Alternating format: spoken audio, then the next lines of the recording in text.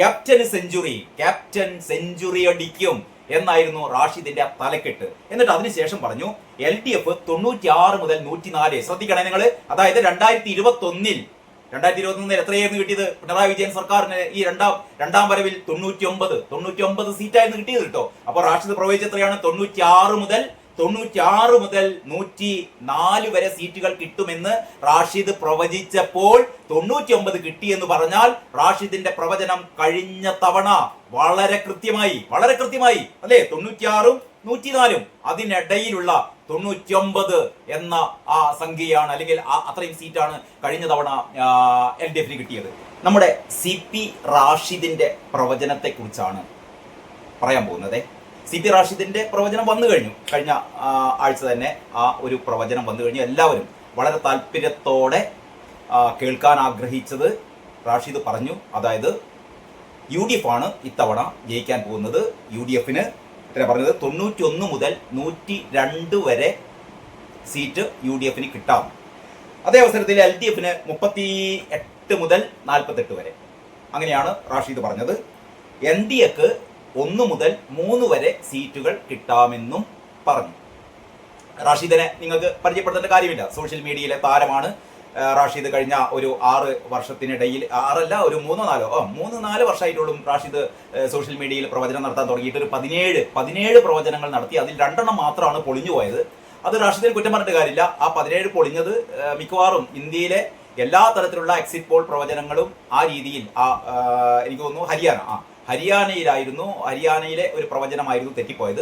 പിന്നെ മറ്റൊന്ന് ചേലക്കരയിൽ പ്രവചനം തെറ്റിയെന്നല്ല, ചേലക്കരയിൽ രമ്യ ഹരിദാസ് ജയിക്കുന്നു റാഷിദ് പ്രവചിച്ചിരുന്നു. പക്ഷേ രമ്യ ഹരിദാസ് ചേലക്കര ഉപതെരഞ്ഞെടുപ്പിൽ മത്സരിച്ചപ്പോൾ CPMന്റെ ഭൂരിപക്ഷം പകുതിയോളം കുറയ്ക്കാൻ പറ്റിയെന്നുള്ളൊരു കാര്യം. എങ്കിലും അത് രണ്ടും നമുക്ക് വിട്ടേക്കാം.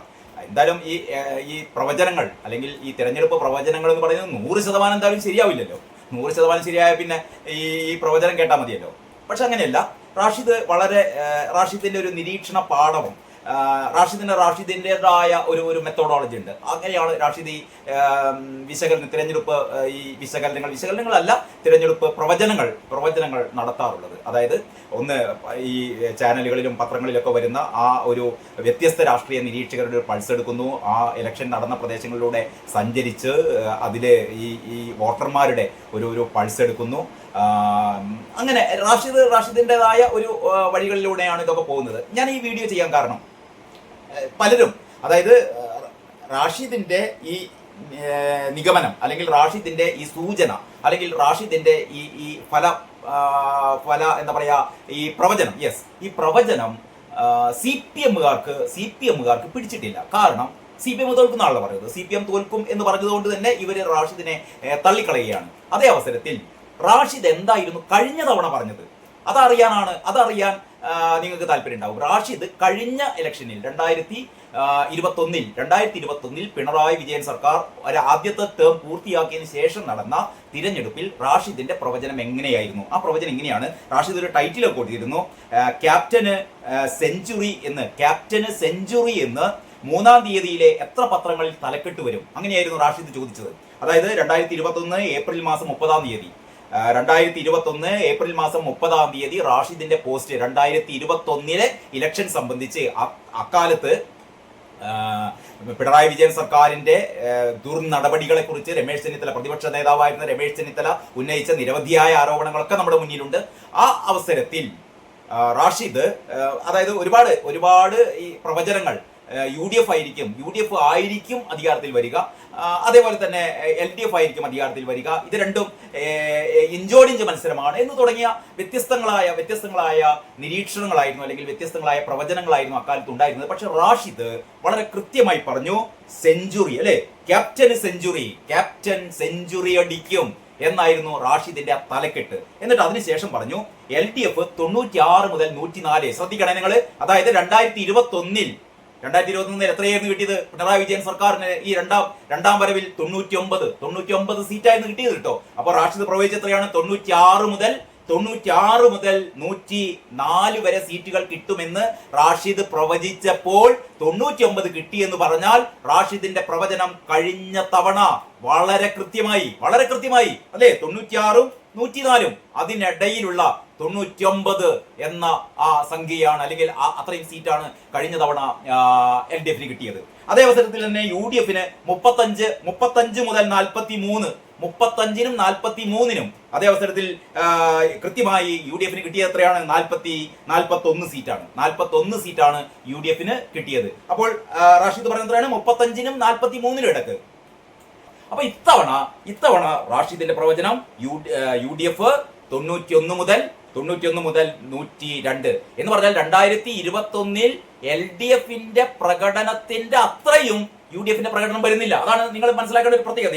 അതായത് കഴിഞ്ഞ വർഷം 2021 96 മുതൽ 104 എന്നാണ് പറയുന്നത്. 96 മുതൽ 104 LDF എന്ന് പറയുമ്പോൾ ഇപ്രാവശ്യം 91 മുതൽ 102 വരെ എന്നാണ് പറയുന്നത്.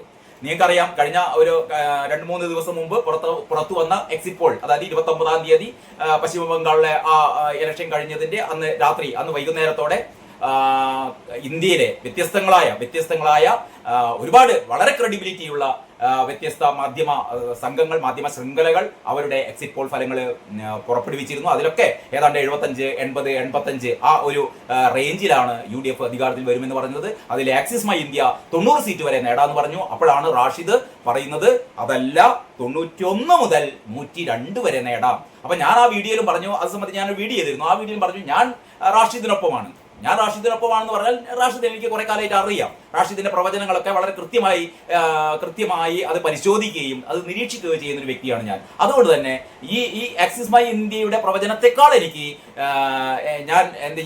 ഞാൻ പ്രതീക്ഷിക്കുന്നത് റാഷിദിന്റെ പ്രവചനമാണ് സംഭവിക്കാൻ പോകുന്നത് എന്നുള്ളതാണ്. റാഷിദിന്റെ വെറും പ്രവചനമല്ല, റാഷിദ് അതിന്റെ താഴെ റാഷിദ് എന്തുകൊണ്ട് ഇത്തവണ UDF ഈ രീതിയിൽ ഒരു 100+ സീറ്റുകൾ നേടി അധികാരത്തിലേക്ക് വരും. എന്തുകൊണ്ട് കഴിഞ്ഞ തവണ 99 സീറ്റ് നേടിയ LDF ഇത്തവണ 38 മുതൽ 48 വരെ സീറ്റ് എന്ന് പറഞ്ഞാൽ നേരെ പകുതിയായിട്ട് എന്തുകൊണ്ട് കുറയും? മാത്രമല്ല BJP ഇപ്രാവശ്യം 1 മുതൽ 3 വരെ സീറ്റുകൾ നേടും എന്നൊക്കെ പറയുമ്പോൾ ഇതിനുള്ള ഒരു എന്തിന്റെ അടിസ്ഥാനത്തിലാണ് റാഷിദ് ഇത് പറയുന്നത് എന്നുള്ള ഏറ്റവും പ്രധാനമാണ്. അതിലെ ഒന്നാമത്തെ കാര്യം ന്യൂനപക്ഷ വോട്ടുകളുടെ ഏകീകരണമാണ്. അതായത് വളരെ നേരത്തെ ഇവിടുത്തെ മുസ്ലിം വോട്ടുകൾ അല്ലെങ്കിൽ ക്രിസ്ത്യൻ വോട്ടുകൾ അങ്ങനെയൊക്കെ പറയുന്നത് എത്രമാത്രം ശരിയാണെന്ന് എനിക്ക് അറിയില്ല. എങ്കിലും അങ്ങനെ കുറെ വോട്ടുകളുണ്ട്. നമ്മൾ സാധാരണ പറയാറില്ലേ, Muslim vote bank, Christian vote bank എന്നൊക്കെ പറയുന്ന മുസ്ലിം വോട്ട് ബാങ്കും ക്രിസ്ത്യൻ വോട്ട് ബാങ്കും വളരെ നേരത്തെ UDF-നൊപ്പമായിരുന്നു. പക്ഷെ അത് ഇടക്കാലത്ത് അത് LDF പതുക്കെ വന്നു. കാരണം LDF ഒരു മുസ്ലിം പ്രീണനം നടത്തുന്ന ഒരു പതിവുണ്ടായിരുന്നു. പ്രത്യേകിച്ചും നമുക്കറിയാം ഏത് കാലത്ത് ഈ പൗരത്വ ഭേദഗതി ബില്ലൊക്കെ വന്നപ്പം പൗരത്വ ഭേദഗതി ബില്ലിനെതിരെ നിയമസഭയിൽ പ്രമേയം പാസാക്കി. ഇതിനെതിരെ നിരവധിയായ പ്രക്ഷോഭങ്ങൾ നടത്തി. പൗരത്വ ഭേദഗതി നിയമപ്രകാരം കേരളത്തിലല്ല ഇന്ത്യയിലുള്ള ഒരു മുസ്ലിമിനെയും ഇവിടെ നാട്ടി പുറത്താക്കുന്ന ഒരു കാര്യമേ വരുന്നില്ല. ഇവിടുത്തെ ഒരു മുസ്ലിമിനും ഒരു ക്രിസ്ത്യാനിക്കും ഒരു തരത്തിലുള്ള രാജ്യം വിട്ടുപോകേണ്ട അവസ്ഥയൊന്നും വരില്ല. അത് മറ്റ് രാജ്യങ്ങളിൽ നിന്ന് ഇന്ത്യയിലേക്ക് വരുന്നവരെ മാത്രം പരാമർശിച്ചുള്ള ഈ പൗരത്വ ഭേദഗതി നിയമങ്ങളൊക്കെ ആയിരുന്നു. പക്ഷെ അത് സംബന്ധിച്ച് ഒരുപാട് തെറ്റിദ്ധാരണകളാണ് പടർത്തിയത്. ഏറെ തെറ്റിദ്ധാരണകൾ, ആ തെറ്റിദ്ധാരണക്ക് മേൽ തെറ്റിദ്ധാരണകൾ നമ്മുടെ ഈ LDF പടർത്തി. കാരണം അവരുടെ ലക്ഷ്യം ഒന്നും മാത്രമായിരുന്നു, ഈ മുസ്ലിം വിഭാഗത്തെ പ്രകോപിപ്പിച്ചുകൊണ്ട് അവരുടെ വോട്ടുകൾ കീശയിലാക്കുക എന്നുള്ളത്. അതേ അവസരത്തിൽ നമുക്കറിയാം ഈ ഹമാസ് ഇസ്രായേലിൽ നടത്തിയ നരഹത്യ. ഏതാണ്ട് 1400ഓളം ഇസ്രായേലിയുടെ സൈനിക ക്യാമ്പുകളിലായിരുന്നില്ല ആക്രമണം കേട്ടോ. സാധാരണ രീതിയിലുള്ള യുവാക്കളെ, യുവതികളെ, കുട്ടികളെ, ഒരുപക്ഷെ ഈ കഴിഞ്ഞ കാലഘട്ടങ്ങളിൽ ഈ ഏറ്റവും അതിക്രൂരമായ മനുഷ്യഹത്യയായിരുന്നു പലസ്തീനിലെ ഹമാസ് ഭീകരന്മാര് ഇസ്രായേലിൽ ചെയ്തത്. ഇസ്രായേലില് സംഗീത നിശ ആസ്വദിക്കുകയായിരുന്ന യുവതികളെ കൂട്ടമായി കഴുത്തരിഞ്ഞു കൊല്ലുകയും അവരുടെ മൃതദേഹങ്ങളിൽ കയറി നിന്ന് അവർ തുപ്പുകയും ചവിട്ടുകയും ഒക്കെ ചെയ്ത് എന്ന് പറഞ്ഞാൽ അത്രമാത്രം അധമമായ പ്രവൃത്തി ഇസ്രായേൽ സേന ചെയ്തു. ചെറിയ കുഞ്ഞുങ്ങളെയൊക്കെ കഴുത്തരിഞ്ഞരിഞ്ഞ് കൊല്ലുകയായിരുന്നു. ഏതാണ്ട് 200ഓളം കുട്ടികളെയാണ് കൊന്നത് എന്നാണ് റിപ്പോർട്ടുകൾ ഉണ്ടായിരുന്നത്. അപ്പൊ അത്രയും അതിനീചമായ ആക്രമണം നടത്തിയതിനെ തുടർന്നാണ് ഇസ്രായേൽ എന്ത് ചെയ്യുന്നത്, ഇസ്രായേൽ പലസ്തീനെ ആക്രമിക്കുന്നത്, അല്ലെങ്കിൽ ഈ ഹമാസ് ഭീകര സംഘത്തെ അടിച്ചമർത്താൻ വേണ്ടിയിട്ടുള്ള ആക്രമണം നടത്തുന്നത്. അതിനെ തുടർന്നായിരുന്നു ഇപ്പൊ നടന്നുകൊണ്ടിരിക്കുന്ന ഈ സംഘർഷങ്ങളൊക്കെ അതിന്റെ ഭാഗമാണ്. കാരണം ഇറാനൊക്കെ ഈ ഹമാസിനെ ഐക്യദാർഢ്യം പ്രകടിപ്പിക്കുക ചെയ്തിരുന്നു. അപ്പൊ ഞാൻ പറഞ്ഞുകൊണ്ട് വരുന്നത്, അപ്പൊ അവിടെ മിഡിൽ ഈസ്റ്റിൽ നടന്ന ആ ഒരു പ്രശ്നത്തെ പോലും ഇതെന്തോ കേരളത്തിലെ മുസ്ലിങ്ങൾക്കെതിരെ എന്തോ അതായത് ഇസ്രായേൽ കേരളത്തിലെ മുസ്ലിങ്ങളെ ആക്രമിക്കാൻ വരുന്നു എന്നുള്ള രീതിയിലൊക്കെ ഒരു ഭീതി പടർത്തിക്കൊണ്ട് ഹമാസിന് വേണ്ടിയിട്ട് നാടുനീളെയല്ല, കേരളത്തിലെ മുസ്ലിം ഡോമിനന്റ് ആയ പ്രദേശങ്ങളിലൊക്കെ പലസ്തീൻ ഐക്യദാർഢ്യ സംഗമങ്ങൾ നടത്തിയ വീരന്മാരാണ് CPM-കാർ കേട്ടോ. അപ്പൊ ഈ CPM-കാർ എന്ന് പറഞ്ഞാൽ എങ്ങനെയൊക്കെ സാമുദായിക ധ്രുവീകരണം നടത്താം, എങ്ങനെയൊക്കെ മതവിദ്വേഷം പടർത്താം, എന്നിട്ട് അതിൽ നിന്ന് എങ്ങനെ നമുക്ക് ലാഭം കൊയ്യാം എന്നൊക്കെ പരീക്ഷിച്ച CPM ഈ മുസ്ലിം വോട്ടുകൾ കൈക്കലാക്കാൻ വേണ്ടിയിട്ട് ഇത്തരത്തിലുള്ള ഒരുപാട് മുസ്ലിം പ്രീണനങ്ങൾ നടത്തിയ കഥ നമുക്കറിയാം. അപ്പോഴാണ് അവരുടെ കൈവശമുണ്ടായിരുന്ന ഹൈന്ദവ വോട്ടുകൾ പതുക്കെ പ്രത്യേകിച്ചും ഈഴവ വോട്ടുകൾ, നമുക്കറിയാം കേരളത്തിലെ ഏറ്റവും കൂടുതൽ ഈഴവ വോട്ടുകൾ ഉള്ള പാർട്ടി എന്ന് പറയുന്നത് CPM ആണ്, അതല്ലാതെ BJP അല്ല. അപ്പൊ CPM-ന്റെ കൈവശമുള്ള ഈ ഈഴവ വോട്ടുകൾ പതുക്കെ BJP-യിലേക്കും ഒരുപക്ഷെ UDF-യിലേക്കും ഒക്കെ വഴിമാറി പോകുന്നൊരവസ്ഥ വന്നു. കാരണം എന്ന് പറഞ്ഞാൽ ഈ ഹൈന്ദവ വിഭാഗം സഹികെട്ടു. കാരണം എന്ന് പറഞ്ഞാൽ CPM എന്ന് പറയുന്നത് മുസ്ലിം പ്രീണനം നടത്തുന്ന പാർട്ടിയാണ് എന്ന് പറയുന്ന ഒരു ധാരണ അല്ല, അതായിരുന്നു സത്യം. അപ്പോഴാണ് ഒരു വീണ്ടും വിചാരം പാർട്ടി നടത്തിയത്. പ്രത്യേകിച്ചും ശബരിമല പ്രക്ഷോഭകാലത്ത് ശബരിമലയിൽ ആചാര ലംഘനം നടത്താം, ഇവിടെ നാട് നീളെ പൂമരൻ പ്രസംഗിക്കുകയായിരുന്നു, M സ്വരാജ് പ്രസംഗിക്കുകയായിരുന്നു. എന്തൊക്കെയാണ് പ്രസംഗിച്ചത്?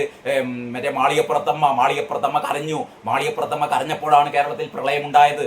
അതല്ലെങ്കിൽ ഈ നൈഷ്ഠിക ബ്രഹ്മചാരിയായ അയ്യപ്പനും മാളികപ്പുറത്തമ്മയും കല്യാണം കഴിച്ചു തുടങ്ങിയ ഹൈന്ദവ വിരുദ്ധമായ പ്രസംഗങ്ങളാണ് നാടുനീളെ ഈ പൂമരൻ സ്വരാജ് നടത്തിയത്. പിണറായി വിജയൻ നടത്തിയത് ആ തന്ത്രിയെക്കുറിച്ച്, ശബരിമല തന്ത്രിയെക്കുറിച്ച് ഏറ്റവും അപഹാസ്യമായ രീതിയിലുള്ള പ്രസംഗങ്ങൾ പിണറായി വിജയൻ നടത്തുന്നു.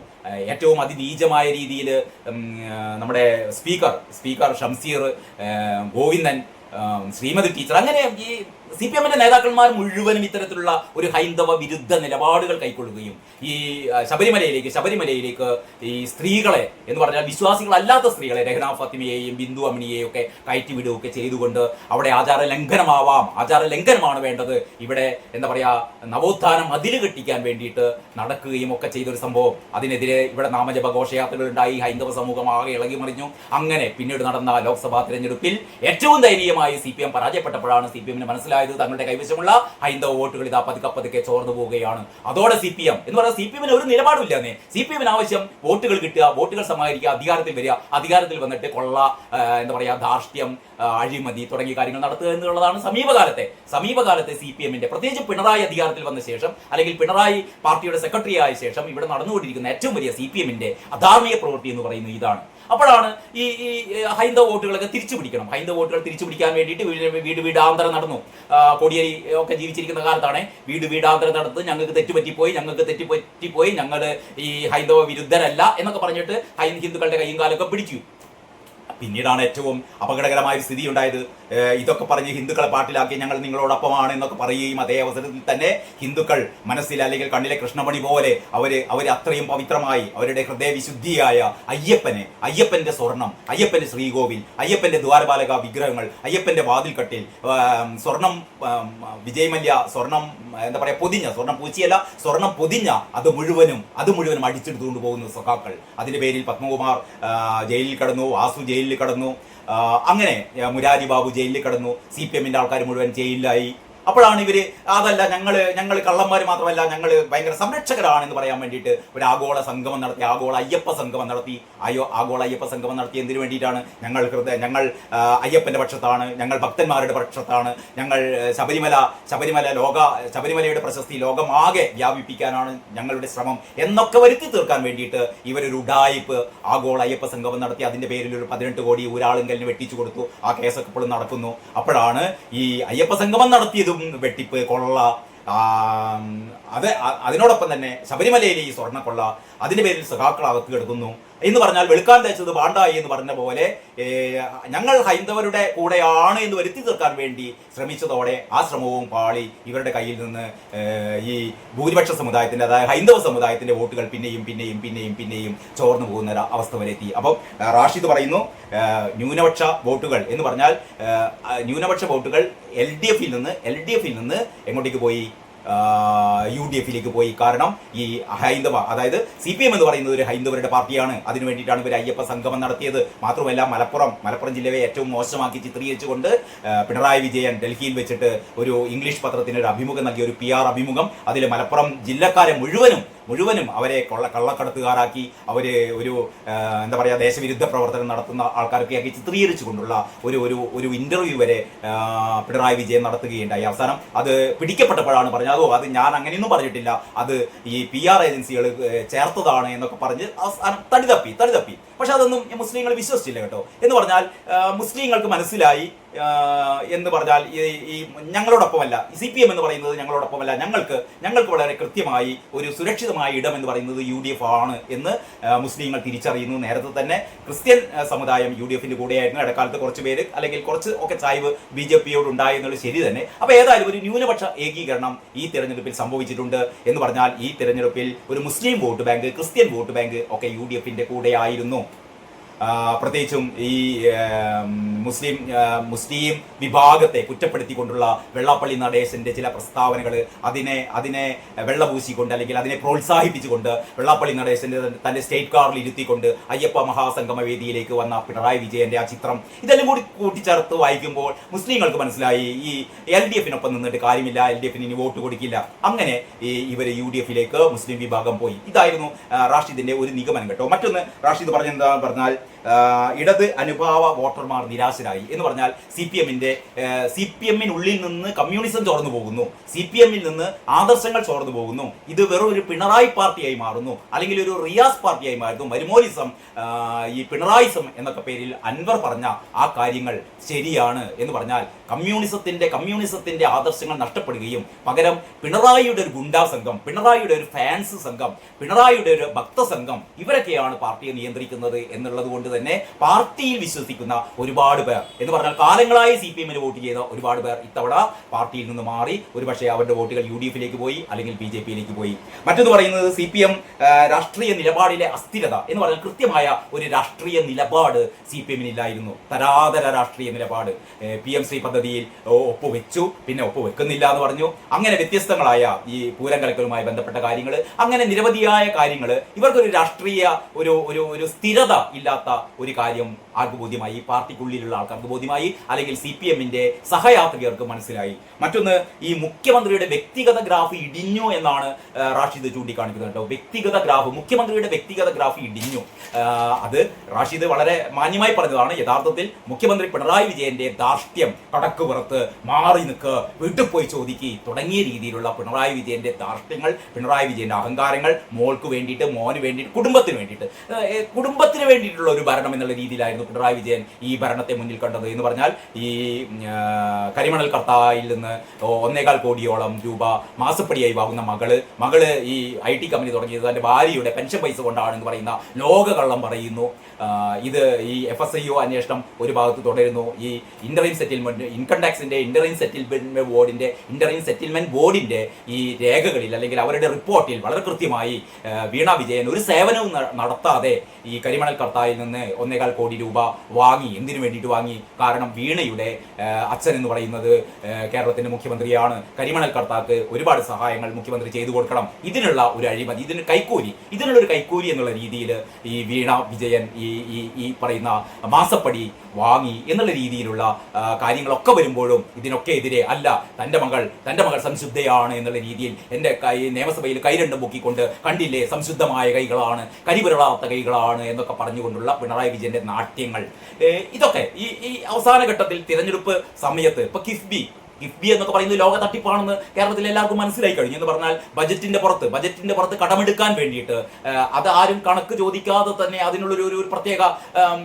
CPM-നുള്ളിൽ തന്നെയുള്ള ഒരു ഉപജാപക സംഘത്തിന്റെ ഒരു പ്രത്യേക ഒരു സംഘമാക്കിയിട്ട് കിഫ്ബിയെ മാറ്റുകയും കിഫ്ബി കണ്ടമാനം കടമെടുക്കുന്നു. കിഫ്ബിയിലെ കടം വീട്ടാൻ വേണ്ടിയിട്ട് ഇവിടെ പെട്രോളിന്റെ സെസ് അതിലേക്ക് കൊടുക്കുന്നു. അങ്ങനെ ആ രീതിയിലുള്ള കിഫ്ബി എന്ന് പറയുന്ന ഒരു ഇവിടുത്തെ എന്താ പറയാ ഒരു വികസനത്തിന് വേണ്ടിയിട്ടുള്ളതാണെന്നാണ് വെപ്പ്. പക്ഷെ ആ കിഫ്ബിയിൽ നിന്ന് പോലും കോടികൾ ചെലവാക്കിക്കൊണ്ടാണ് ഇത്തവണ പരസ്യം ചെയ്തത്. അതായത് പിണറായി വിജയനെ ജയിപ്പിക്കാൻ വേണ്ടിയിട്ട്, അല്ലെങ്കിൽ LDF വീണ്ടും ജയിക്കണം എന്ന് ജനങ്ങളെ തെറ്റിദ്ധരിപ്പിക്കാൻ വേണ്ടിയിട്ട് കള്ളപ്പരസ്യങ്ങൾ, ഈ കിഫ്ബിയുടെ പരസ്യം, കിഫ്ബിയുടെ പൈസ എന്ന് പറഞ്ഞാൽ കടം വാങ്ങുന്ന പൈസയാണ്. കിഫ്ബി കടം വാങ്ങുന്ന പൈസ പിണറായി വിജയനെ ജയിപ്പിക്കാൻ വേണ്ടിയിട്ട് ഈ നാട് നീളെ കൂറ്റൻ ഹോർഡിങ്ങുകൾ, പത്രങ്ങളായ പത്രങ്ങളിൽ മുഴുവനും ഈ കള്ളപ്പരസ്യങ്ങൾ, പിന്നെ മോഹൻലാലിനെ കൊണ്ടുള്ള ഈ ഇത്തരത്തിൽപ്പെട്ട ഉഡായിപ്പ് ഇന്റർവ്യൂകൾ, എല്ലാ ചാനലുകളിലും പൈസ കൊടുത്തുകൊണ്ട് അവരെ കൊണ്ട് ചില പ്രീപോൾ സർവേകൾ LDFന് അനുകൂലമായി ഇങ്ങനെ ഒരുപാട് ഉഡായിപ്പുകൾ ചെയ്തുകൊണ്ട് ഇത്തരം കാര്യങ്ങളൊക്കെ പിണറായി വിജയൻ എന്ന് പറയുന്ന നേതാവിന്റെ ഗ്രാഫ്, വ്യക്തിഗത ഗ്രാഫ്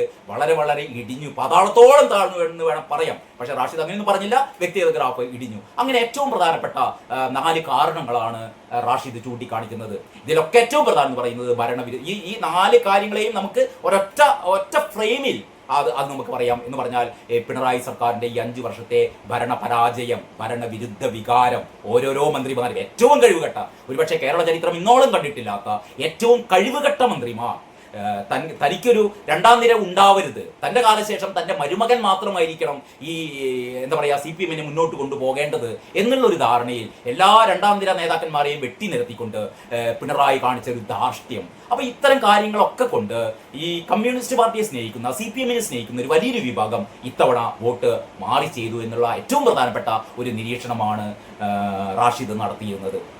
അങ്ങനെയാണ് റാഷിദ് 102 സീറ്റ് വരെ UDFന് ലഭിക്കുമെന്ന് പറയുന്നതും. അതിന്റെ പേരിലാണ് റാഷിദിനെ CPM-കാർ മൊത്തം, CPM കടന്നൽ കൂട്ടങ്ങൾ റാഷിദിനെ ആക്രമിച്ചുകൊണ്ടിരിക്കുന്നത്. അതുകൊണ്ട് ഞാൻ ഈ വീഡിയോ ചെയ്യുന്നത് അങ്ങനെ ആക്രമിക്കുന്ന CPM കടന്നൽ കൂട്ടങ്ങൾ, അല്ലെങ്കിൽ CPM ഈ പറയുന്ന ഭക്തസംഘം, CPM-ന്റെ ഭക്തസംഘം അല്ലെങ്കിൽ പിണറായി ഭക്തസംഘം ശ്രദ്ധിക്കേണ്ടത് ഇതേ റാഷിദായിരുന്നു കഴിഞ്ഞ തവണ നിങ്ങൾ ജയിക്കും, നിങ്ങൾ ഈ ഒരു ക്യാപ്റ്റൻ സെഞ്ചുറി നേടുമെന്ന് മറ്റു പലരും പറയാതിരുന്നപ്പോൾ കഴിഞ്ഞ തവണ പറഞ്ഞ ആളാണ് CP റാഷിദ്. ആ റാഷിദ് ഇത്തവണ നിങ്ങൾ പകുതിയോളം വോട്ടുകൾ നിങ്ങൾക്ക്, പകുതിയോളം സീറ്റുകൾ നിങ്ങൾക്ക് കുറയുമെന്നും, നിങ്ങൾ കഴിഞ്ഞ പ്രാവശ്യം 99 സീറ്റിനാണ് അധികാരത്തിൽ വന്നതെങ്കിൽ ഇത്തവണ 100+ സീറ്റുകൾക്ക് UDF അധികാരത്തിൽ വരുമെന്ന് പറയുമ്പോൾ അത് നിങ്ങൾ മനസ്സിലാക്കേണ്ടതാണ്. അതല്ലാതെ നിങ്ങൾക്ക് വേണ്ടി നിങ്ങൾ ജയിക്കുമെന്ന് പറയുമ്പോൾ മാത്രം അത് മഹത്തായ കാര്യവും, നിങ്ങൾ തോൽക്കുമെന്ന് പറയുമ്പോൾ അതെന്തോ ഒരു തെറ്റായ കാര്യവുമാക്കി അതിനെ ചിത്രീകരിക്കുക എന്ന് പറയുന്നത് സഖാക്കളെ അത് ശരിയല്ല. അപ്പൊ ഞാൻ ഈ വീഡിയോയിൽ ഈ റാഷിദിന്റെ അന്നത്തെ 2021 റാഷിദ് പറഞ്ഞതും 2026 റാഷിദ് പറഞ്ഞതും ചേർത്ത് വെച്ച് വായിക്കുമ്പോൾ റാഷിദ് പറഞ്ഞത് ശരിയാവാനാണ് സാധ്യത. ഇനി നമുക്ക് കാത്തിരിക്കാൻ ഏതാനും മണിക്കൂറുകൾ മാത്രമാണുള്ളത്. കൃത്യമായ ഫലം വരാൻ പോകുന്നു. വ്യത്യസ്തങ്ങളായ പ്രീപോൾ അല്ല, എക്സിറ്റ് പോൾ സർവേകൾ 75, 80, 85 സീറ്റുകൾ പ്രഖ്യാപിക്കുമ്പോൾ, ആക്സിസ് മൈ ഇന്ത്യ 90 സീറ്റുകൾ പ്രഖ്യാപിക്കുമ്പോൾ, റാഷിദ് 102 സീറ്റുകൾ പ്രഖ്യാപിക്കുമ്പോൾ, G ഗോപകുമാർ, പിന്നെ നമ്മുടെ ജയശങ്കർ വക്കീൽ തുടങ്ങിയ രാഷ്ട്രീയ നിരീക്ഷകന്മാർ ഒരു 75, 80, 85 ചിലപ്പോൾ 90 വരെയൊക്കെ സീറ്റുകൾ പോകാം എന്നൊക്കെ പറയുമ്പോൾ വീണ്ടും ഞങ്ങൾ തന്നെയാണ് അധികാരത്തിൽ വരാൻ പോകുന്നത് എന്ന് CPM മനക്കോട്ട കെട്ടുമ്പോൾ എന്താണ് സംഭവിക്കാൻ പോകുന്നത്? കാത്തിരിക്കാം. അത്രേ എനിക്ക് പറയാനുള്ളൂ. ഏതായാലും ഈ വീഡിയോ ഒക്കെ കാണുന്ന എൻ്റെ പ്രിയപ്പെട്ട പ്രേക്ഷകർ എൻ്റെ ഈ ചാനൽ സബ്സ്ക്രൈബ് ചെയ്യാൻ വേണ്ടിയിട്ട് അഭ്യർത്ഥിക്കുകയാണ്. കൂടുതൽ കാര്യങ്ങൾ, കൂടുതൽ വിശേഷങ്ങൾ, കൂടുതൽ രാഷ്ട്രീയ അവലോകനങ്ങൾ വരും വീഡിയോകളിൽ നിങ്ങൾക്ക് പ്രതീക്ഷിക്കാം. എല്ലാവർക്കും നന്ദി, നമസ്കാരം.